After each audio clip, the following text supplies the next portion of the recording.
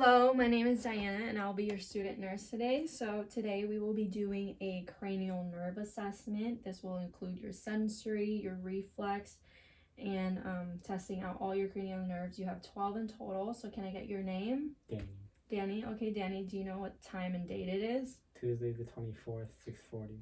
Okay, and then do you know what we're doing? Cranial nerves.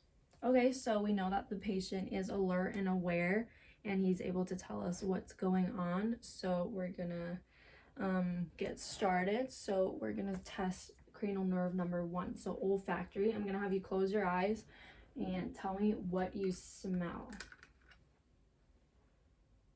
Peppermint. Okay, so we know that cranial nerve 1 is intact. So now I'm gonna have you stand up. So testing optic nerve 2 for peripheral acuity. So I'm gonna have you cover your right eye, and then I'm gonna put out my finger, and can you tell me what you see? 2. Okay, and then 1. Okay, and then switch. All right, and then what do you see? 2. 1. Okay, so we know that number 2 is also working very well. And then so moving on to ocular motor, and then also 4 and 6, which are the trochlear and abducen. So for number 3, we're testing for perla. So perla, we're gonna have you stare straight, and I'm gonna see your pupil constriction. Okay, so both. So the pupil is constricting, so we're gonna move on, wait till the other pupil is back to dilation. Okay, and we do in fact see constriction. And now we're gonna test for accommodation. I'm gonna have you stare straight and then look at the pen. And we would chart that as perla, so the pupil is equal, round, reactive to light, and accommodating. And then now for 4 and 6, we're going to test the 6 cardinal positions of gaze. So I'm going to have you look at my pen and then follow the pen, not with your head, but with your eyes. Okay. And then this is also checking for nystagmus, which is the involuntary shaking of the eye. So it looks like it doesn't have any nystagmus. So 4 and 6 are working very well. And then now, trigeminal, cranial nerve 5. So I'm going to touch your cheek. Can you clench your jaw for me? So you can feel that the muscle is going. And then now I'm going to have you close your eyes and tell me if you feel. Yes. Okay, yes. So we know that number 5 is working well. Okay, and then now I'm going to do cranial number 7. So I'm going to have you smile, frown.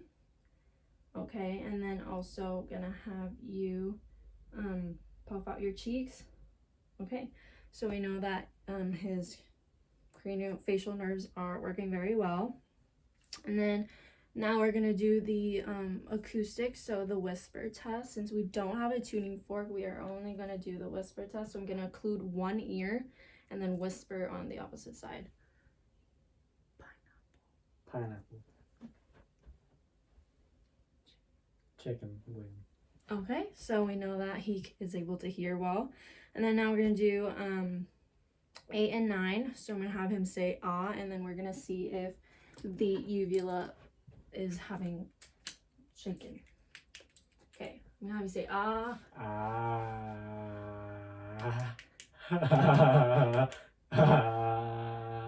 Okay, so we know that that is working. So the uvula was moving, and then I'm gonna see swallow. Okay, so those are working very well. And then I'm gonna have you. So we're going to test your spinal accessory. So this is going to test if he can move his head or shrug his shoulders. So move your head against my palm so he can do that. Other side. Okay. And then now shrug up against my hand. Okay. So that is working well. So then the last one, number 12, your hypoglossal. I'm going to have you stick out your tongue and then move it side to side. So we're gonna see that the tongue is midline and it's not curved any different way. So that concludes the cranial nerves. Okay, so now we're gonna check for his motor functioning or motor movement. So the first thing we're gonna do is the strength of extremities and then comparing it bilaterally. So first we're gonna have him put his foot up to toes to nose, okay? Other one, okay, and then we're gonna push down, so gas pedal, push down as hard as you can, so we feel that, and then push up, okay, and then can you lift both feet up off the ground, okay, so the patient is able to do that, and I'm gonna have you sit up to the edge, and then I'm gonna have you squeeze my fingers as hard as you can, okay, so he's able to do that, and then put your arms out. And then this is to check if there's any unevenness, and this is also to indicate if there's stroke. So this would be the motor movements that we can test. Okay, so this next test is going to be checking the cerebral functioning test. So the first test we're going to do is the finger to finger test. So can I have you touch your thumb to each finger as fast as you can? Okay, so we know that he can do that. So then the next one is the balance test. I'm gonna have you stand up. Okay, so come this way. All the way here. Turn around. Okay, and have you close your eyes, put your feet together. Put your feet together and the hands on your side. So he's able to stand on his own. And then I'm gonna have you open your eyes and then walk towards the plant, and then when you come back, walk toe to heel, heel to toe. Okay, so he's able to do that without any complications. And then the movement was nice and coordinated, so there's no cerebral functioning that is wrong. So next we're going to be testing the sensory function. So I'm going to be poking you with a sharp and dull end of a pen. So this would be sharp, this is dull. Okay, so close your eyes and then tell me what you feel. Sharp. Dull. Sharp. Dull. Sharp. Dull. Sharp. Dull. Sharp.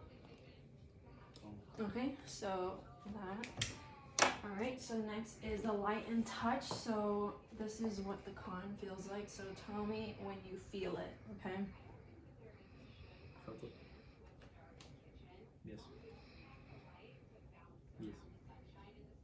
Yes. Yes. Okay.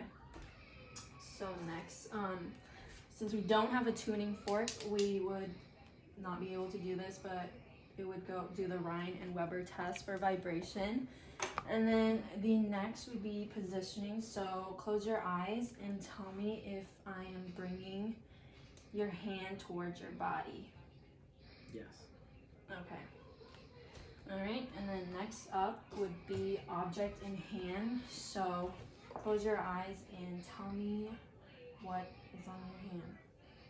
A cotton ball. Okay. So the last one would be identifying what I'm drawing on your hand. So A T. awesome. Okay, so his sensories are intact. And then next we would do reflexes. So we're gonna check the reflex in the bicep. So we check for the tendon. So just feel for the tendon, and then I would relax the fingers and then hit and see if there's a reaction within the fingertips, and then we do that on both sides. So we would have feel for the tendon, and then we would actually use a hammer for this, and then we would hit there, and you would see reflex happening. And then now I would do in the back of the elbow. So same reaction in the back, and then also on the other side, feel and then hit the back. Okay, and then I'm gonna have you do your quadriceps, so tapping the knees for that kick. Okay, so you would feel right there, and then would hit there, and feel and hit, and then also testing the Achilles for reflex, and then there should be a reflex. If not, there is some abnormalities going on, and that concludes. And then I would document any abnormalities and wash my hands.